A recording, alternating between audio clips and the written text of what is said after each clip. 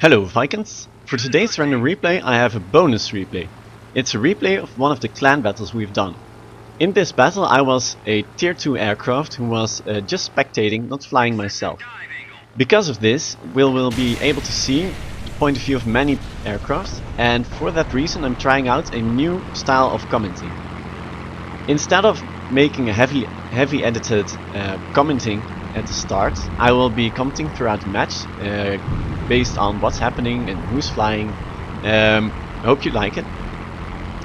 Currently we have two teams, Halkos leading the team we're currently spectating versus the Lunin and Moadip were mostly commenting the enemy team.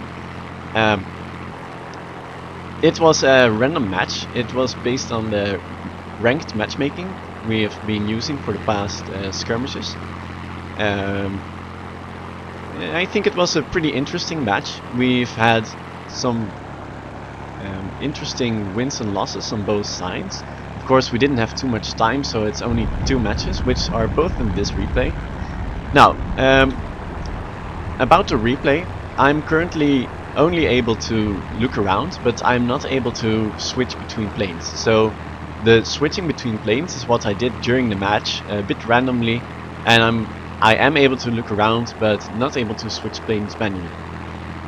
If we look at the plane balance, we see that there are a whole bunch of P-51As and P-109s on the current team by Halkos, and a bit less on Moadip and the Lunin's team.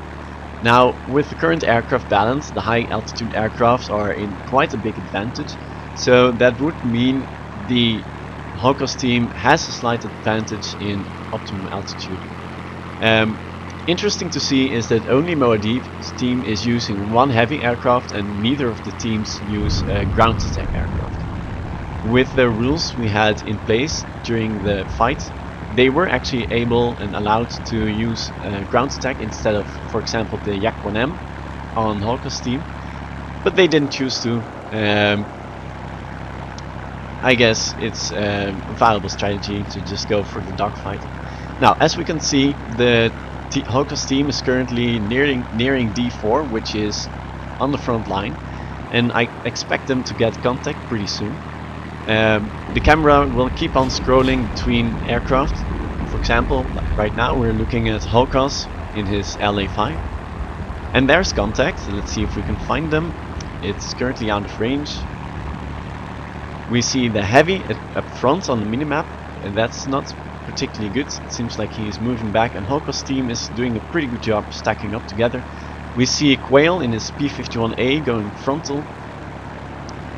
in front, and it seems like both teams are kind of withdrawing, being careful not to engage too recklessly, and it seems like Halkos' team is slowly moving southward. Currently we're looking at a P-51A flight flown by Quail. He is really within gun range now. He has to make sure not to get shot. There go the first bullets by Madberg. I think Quail should have been able to dodge a bit more. He is going very aggressive against the Mosquito, which is perhaps not the best choice when you have this many aircraft in the tail. We switch to the Spitfire, looking for targets, currently engaging the Yak down there. Should be able to get a pretty good shot, although it's the Lunin, so the Lunin should be able to pull off some nice maneuvers, but he missed most of the dive. We continue to the Zero. Zero seems to be chasing the Focke-Wulf, getting some nice shots in, and is down. That's one of the first kills. We have currently 2 down on Halkos' team and 4 down on Moadip's team. Now the Zero is very mobile, so he should have no problem getting on this F4U still and being able to free Slayer from his tail. Yep, there he goes, Slayer's free from the tail and going for the kill, making a dive and breaking off because he got the kill himself.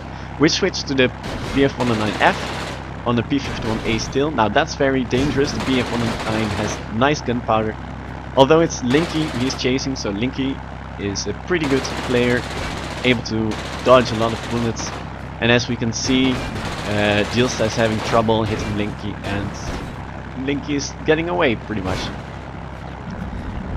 Meanwhile, Linky gets some good shots in on Captain D, but Jilsa is preventing him slightly because he has to dodge. Now we switch to another BF-109 flown by Ragnarsson. He's getting down Linky. Yep, there he goes. That's a big win. Linky is a good player.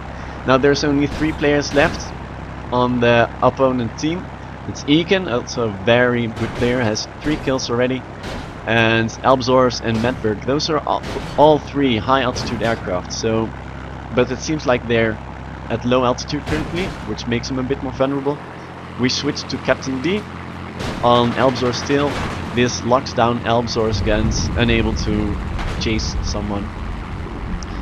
And Elbzors is currently, yeah, having trouble getting a good shot in because of his tail. Now Captain D is currently getting her own tail. It's Viken, skilled player. Can you get her down? Yep, there we go. BF-109 is very deadly gunpowder. That leaves only D-Stature in the Spitfire against 3 high altitudes. This is pretty much impossible, let's face it. And there we go. Making some good barrels, but it should be a matter of time before he goes down. Ooh, the high altitudes go too fast. They have too much airspeed and they miss their dive. They have to go for second, and there he goes. Now that's the first round, and the team switch sides, and we'll look how it goes. And here we are in the second game of the 2 matches. Now we're currently looking on the other team side. It's the Lunin and Moadib mainly leading them as far as I know. I crashed to the ground, so I get to watch my allies. And let's see where we go. First off, G-Sultra in his LA.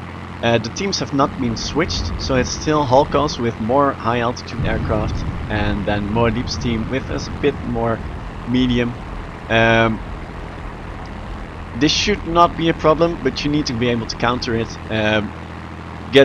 Trying to fight those high altitude aircraft up there is pretty much a loss. You'll need to try to get them down. Usually ground attack aircraft are a great way to force your opponent to go down, because high altitude aircraft are very prone to losing to superiority. But Moadib's team is currently not using a ground attack, so he's not able to use that strategy. We currently see his team grouping up in E3. A few players still missing, but most of them are there. Let's see where they go after that. Probably north again, trying to get some ground targets in B4. But it all depends, because the opponent should be going around B4 as well, and that would make contact and a pretty nasty fight. Now there is only very light AA down there. If we look at the icons, we see only that there's one group of tanks that has AA, so trying to go low altitude here is a pretty big advantage. You won't get any nasty AA. Of course they're above their own AA at the moment, so going down would actually be a big advantage. Seems like the teams decided to go a bit more south and east. This is going a bit sloppy. They're spreading out, which is not good. We see Sabot, F4, I mean Focke-Wulf here. P51, nice Elbzor, getting the paint job. That's of course nice to see. People min-maxing their aircraft, getting the paint job, getting the premium ammo, doing everything, even in a casual clan fight. Now we have contact here. Let's see what kind of aircraft it is. It is a light fighter, but he has disappeared into the clouds again. I'm pretty sure Moadib has noticed and they will respond. We still cannot see the aircraft. It's probably P51. Holkos is smart enough to send the P51 forward to scout. Yeah, there he is, Captain D, Quail. P51 is often sent forward because they are extremely maneuverable and very fast, so they try to get enemies on their tail and drag them to their team, and being able to dodge a lot of fire, the P51 makes the enemies vulnerable while they tunnel vision on the P51. Medwerk also some nice camouflage here. Here's the Mosquito, very powerful guns, but you'll need to fire strategically. You'll be very vulnerable against all those light fighters, especially with as many high altitudes as there are in Holkos' team. Still switching around in planes a lot, so you get to see a lot of aircraft. I know not everyone has every aircraft, so it might be nice to see other people's aircraft in detail. Remember, I'm not currently, during the replay recording, I'm not able to switch aircraft. That's all done during the actual fight a week ago, back during the training. I'm only able to look around. Now, looks like we have first guns fired here. Who is it? Where is he? Up there. Oh, no one's able to get him. Elbzor is going for the kill. But the high altitude reduces your accuracy and it makes him very vulnerable. Hulk is doing a good job here, luring the enemy. And we see Moadib pretty good keeping his team together. They're in a pretty tight group. Now, things are getting nasty here. We see Scorpion in our point of view going down for a dive. We switch to Linky in P-51. Very mobile, but light damage. Let's see what he does. Going for a kill last night. Just barely scratched in. It was a nasty angle, was unable to do a lot of damage. We switch to I Truly in the F4U. Ooh, getting a lot of damage. Too much tunnel vision on Slayer. We switch to LA Gisultra. The LA is slightly less maneuverable than the Zero, so once you lose him, you will have trouble getting on the still again. And as we can see right now, the Zero is able to outmaneuver him, and Gisultra decides to break off. He has a Yak 1M on the still. Yak 1M is pretty much the most maneuverable aircraft in the plane in the game, so he's quite some trouble. We have just a name in a Spitfire against another Spitfire. Slightly mid to long range, so not doing a lot of damage. And Medvirk and Focke-Wulf saved by just the name here. Would have been in a lot of trouble without an ally. We switch to Moadib in an LA as well. Moadib going for Jilsta in a BF-109. Always good to take out the strong players first. Oh, Winyak maneuver here. Nice one. At least it's 1 for 1, right? We have just name in Spitfire right here. The team's still very balanced, 4 against 5, although the Hulkus team has a lot of high altitude aircraft remaining. 4 against 4 now. Moadib taking out another. This is very close. Looking nasty for Moadib though. He will have a lot of trouble getting those P-51As in this low altitude LA. He has a tail now. He will have to maneuver very quickly. Spitfire is pretty maneuverable, not the most. Yeah, this is looking very bad. 2 medium and low altitude aircraft on Moadib's team, and then against 4. Yeah, there we go. So both times we've been on the loser's point of view, which means each team won once. It's nice to see our rank system works so well.